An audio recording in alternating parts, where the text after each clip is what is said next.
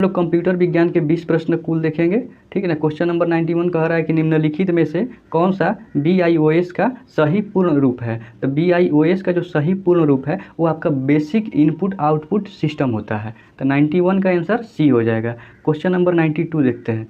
Question number 92 कह रहा है कि सर्वप्रथम एप्पल कंप्यूटर कौन सा था। तो एप्पल कंपनी के द्वारा जो बनाया गया था कंप्यूटर पहला, उसका नाम क्या था। तो उसका नाम था एप्पल 1। इसे 1976 में बनाया गया था, 1976। तो आप लोग इसे भी याद रखिएगा कि एप्पल कंपनी के द्वारा पहला कंप्यूटर कौन सा बनाया गया था, एप्पल 1 बनाया गया था, ठीक है। तो 92 का आंसर ए हो जाएगा।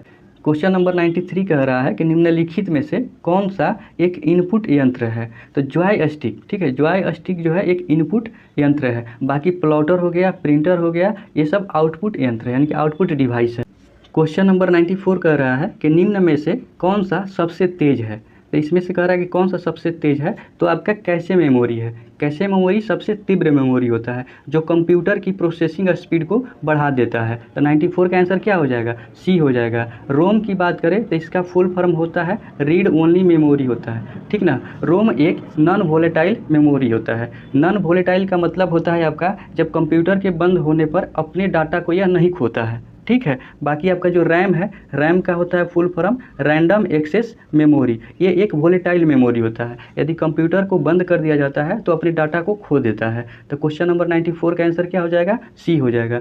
चलिए क्वेश्चन नंबर 95 देखते हैं। क्वेश्चन नंबर 95 कह रहा है कि लिनक्स पर आधारित ऑपरेटिंग सिस्टम है। तो लिनक्स पर आधारित जो है उबंटू है, डेबियन है और फेडोरा है। ये सभी के सभी लिनक्स पर आधारित ऑपरेटिंग सिस्टम है।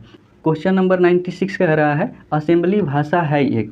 तो असेंबली जो है एक मशीनी डिपेंडेंट भाषा है, ठीक ना। असेंबली जो भाषा है ये मेनली निम्न स्तरीय भाषा को मशीन भाषा में परिवर्तित करता है। तो 96 का आंसर बी हो जाएगा। क्वेश्चन नंबर 97 कह रहा है कि निम्नलिखित में से 1 किलोबाइट, ठीक ना, यानी 1 KB, 1 किलोबाइट का सही मूल्य क्या है। तो 1 किलोबाइट के बराबर होता है जो 1024 बाइट्स होता है, 1024 बाइट्स होता है। तो क्वेश्चन नंबर 97 का बी हो जाएगा। 98 कह रहा है कि बॉर्ड किसकी इकाई होती है। तो बॉर्ड जो है ये डाटा स्थानांतरण दर की इकाई होती है।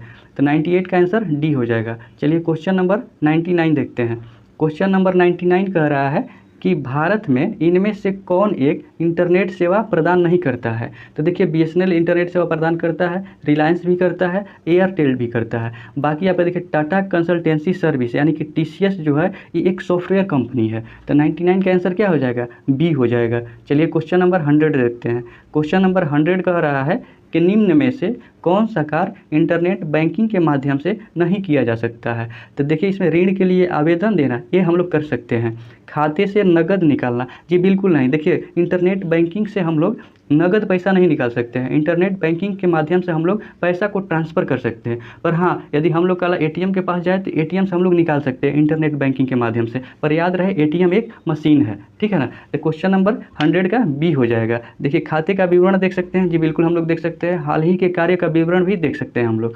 क्वेश्चन नंबर 100 का आंसर बी हो जाएगा। क्वेश्चन नंबर 101 कह रहा है कि निम्न कथनों में से कौन सा कथन गलत है, ठीक है। ईमेल आईडी में रिक्त स्थान नहीं होता है, तो ये बिल्कुल सही है, ठीक है। ईमेल आईडी में रिक्त स्थान नहीं होता है। यदि हम लोग ईमेल आईडी बनाते हैं, जैसे मान लीजिए कि ram123@gmail.com बनाते हैं, तो ram123 में हम लोग बीच में कहीं स्पेस नहीं देते हैं। तो ये वही कह रहा है कि ईमेल आईडी में रिक्त स्थान नहीं होता है। तो ये बिल्कुल सही है स्टेटमेंट। कुछ बी कह रहा है कि आप एक ही पर्सनल कंप्यूटर का उपयोग करके 3 से अधिक ईमेल आईडी नहीं बना सकते हैं। जी बिल्कुल हम लोग बना सकते हैं, ये गलत स्टेटमेंट दे रखा है। हम लोग पर्सनल कंप्यूटर के उपयोग करके एक से अधिक जितना भी चाहें हम अलग अलग नाम से ईमेल आईडी बना सकते हैं। तो क्वेश्चन नंबर 101 का आंसर बी हो जाएगा। गलत कह रहा है ना, तो बी हो जाएगा। ईमेल आईडी में केवल एक @ वर्ण होना चाहिए। जी बिल्कुल, ईमेल आईडी जब हम लोग बनाते हैं जैसे ram123@gmail.com, तो @ जो होता है सिर्फ एक ही बार इस्तेमाल होता है। ईमेल आईडी किसी संवेदी या सेंसिटिव होता है। तो जी बिल्कुल ये भी सही है। तो 101 का आंसर बी हो जाएगा। चलिए क्वेश्चन नंबर 102 देखते हैं। क्वेश्चन नंबर 102 कह रहा है कि तत्कालिक संदेश प्रेषण का उदाहरण है? तो देखिए तत्कालिक संदेश प्रेषण का ये हैंग आउट का उदाहरण है। तो 102 का आंसर ए हो जाएगा। फेसबुक की बारे में बात करें तो इसकी स्थापना 2004 में हुई थी। याद रखिएगा फेसबुक की स्थापना कब हुई थी? 2004 में। यह एक सोशल साइट है। फ्लिपकार्ट के बारे में बात करें तो इसकी स्थापना 2007 में हुई थी। फ्लिपकार्ट एक ई कॉमर्स कंपनी है। ठीक है, तो इसे भी आप लोग याद रखिएगा। 102 का आंसर ए हो जाएगा। चलिए क्वेश्चन नंबर 103 देखते हैं।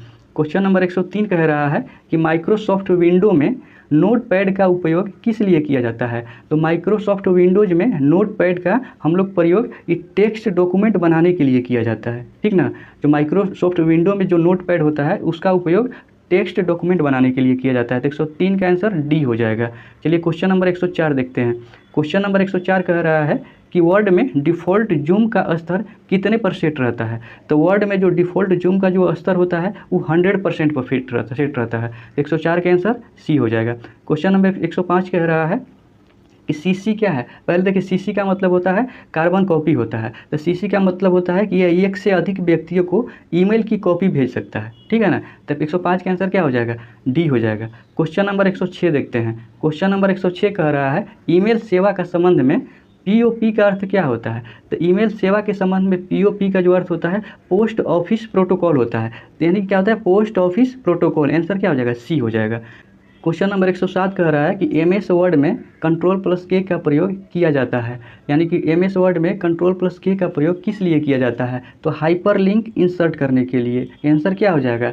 ये हो जाएगा। ब्लैक पेज इंसर्ट करने के लिए Ctrl+Enter का प्रयोग करते हैं। ठीक है ना, Ctrl+Enter का प्रयोग करते हैं।